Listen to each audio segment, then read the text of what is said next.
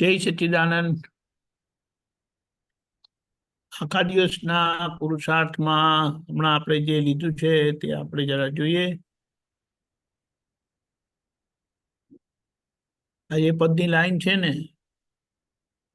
ગજબ છે આપની સમતા, વિચક્ષણ સમય સૂચકતા, વિરોધી હોય સામે પણ હસીને દોષ ના જોતા. પ્રકાશો આના પર. દાદા ભગવાન ની એક વાત યાદ આવી. દાદા ભગવાન કહેતા હતા કે અમારા માતાજી ખરા ને, તો કે એમણે છેતરાવાની કળા શીખવાડેલી.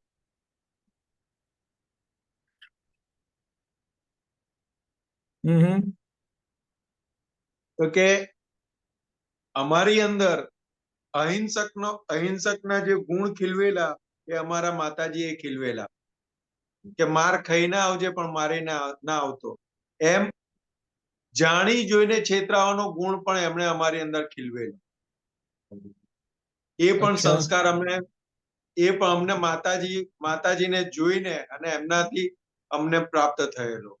તો કે કેવી રીતે, તો કે અમે અમારા માતાજીને જોતા હતા કે કોઈને પણ કંઈ પણ આપે ને તો સામે પોતે નુકસાન કરીને સામે વાળાને સંતોષ થાય ને એવી રીતનો વ્યવહાર આપતા હતા.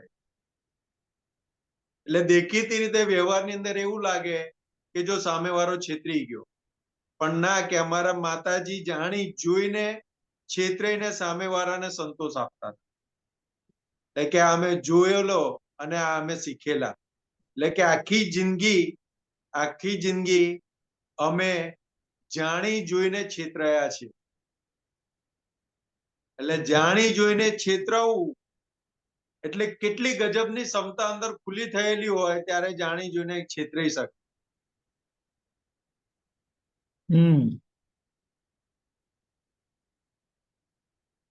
એટલે હમણાં થોડુંક અંદર એ ચાલે છે કે પહેલું કે દાદાએ શું કીધું કે જે પોતાની જાતને ના છેતરે એને આપતો પુત્ર કીધા. એટલે મારું ઓબ્ઝર્વેશન ચાલે છે તો કે હું દિવસ દરમિયાન પોતાની જાતને, એટલે કે હું પોતાને કેટલો છેતરું છું એનું ઓબ્ઝર્વેશન ચાલે છે.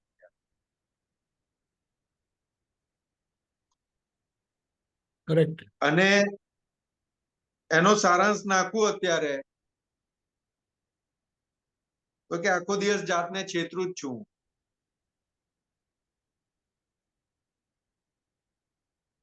કેવી રીતે?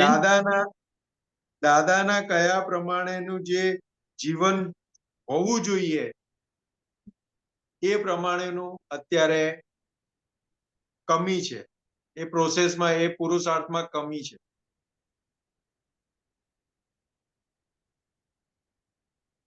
એટલે કે અત્યારે આ ઓબ્ઝર્વેશન ચાલે છે. એટલે કે આ ગજબ છે આપની ક્ષમતા. એટલે કે દાદા ભગવાન જોડે આવા જ બધા આયેલા કે જે પોતાની જાતને છેતરે છે, એવા જ બધા દાદા ભગવાનને મળેલા. છતાં દાદા ભગવાને કોઈનું કશું જોયું નથી, એનો ગુણ જોયો છે ને ગુણ જોઈને એમને ઉચકી લીધેલા છે. એટલે એના લીધે સમતા ભાવે રહ્યા. એટલે જાણીને આ બધું શીખેલા એટલે પછી છેતરાઈને પણ ક્ષમતા રાખી. અને એ સમજણ સૂઝ પડી, વિચક્ષણતા, સમય સૂચકતા. દાદા ભગવાન જોડે એમ પણ કહેતા હતા કે જાણી જોઈને છેતરાય ને એને તો સુપ્રીમ કોર્ટ નો જજ હોય ને એની બુદ્ધિ એટલી શાર્પ થયેલી હોય તો કે એ પણ એને પહોંચી ના શકે.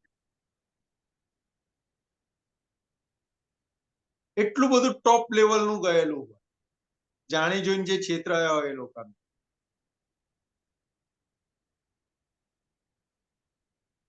એટલે કે અંદર દાદા પાસે શબ્દ માંગ્યો, જાણી જોઈને છેતરાવું. પણ કેવી રીતે અને છેતરાવું એટલે શું, આમ તો કેમ કરીને ના છેતરાઈએ એવી જ જાગૃતિમાં રહે, હા કેમ કરીને મને કોઈ છેતરી ના જાય એમ કરીને જાપતા રહે કે ને,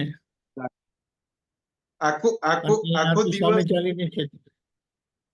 આખો દિવસનો વ્યવહાર ઓબ્ઝર્વેશન માં આવે ને તો એવું છે તો કે હું ક્યાંય છેતરાઈ ના જવું જોઈએ, મને કોઈ છેતરી ના જવું જોઈએ, આ લાઈન નો બધો વ્યવહાર હોય. અને Correct. દાદા ભગવાનનો આખો વ્યવહાર શું હતો તો કે મને છેતરી જાય એનો વાંધો નહીં, પણ એને દુઃખ ના પહોંચવું જોઈએ, એ સુખી થવો જોઈએ. એટલે કે જાણી જોઈને છેતરાય, અંદર અંદર કેટલું બધી ક્ષમતા વર્તી હોય ત્યારે જાણી જોઈને છેતરી શકે. બરાબર છે. કેટલું બધું ટ્રાન્સપરન્ટ ને કેટલું બધું ક્લિયર હશે દાદા ભગવાન. હું તો એમ વિચારું છું ને આમ પહોંચી નથી શકતો કે કેટલું ટ્રાન્સપરન્સ કેટલું ક્લિયર હશે, ક્લિયરિટી કેટલી કેટલી ટોપની હશે. સાચી વાત, કરેક્ટ. પછી કોઈ વિરોધી દેખાય જ નહીં ને એમને, વિરોધી સામે આવ્યો હોય તો વિરોધી ના દેખાય, પછી તો વિરોધી જ ના દેખાય તો દોસ્તો ક્યાંથી દેખાવા. જગત ને તો આખું એમણે નિર્દોષ જોયું છે પાછું, કે કયા ગણિત થી નિર્દોષ જોયું, એ બધું ખુલ્લું કર્યું છે એમણે.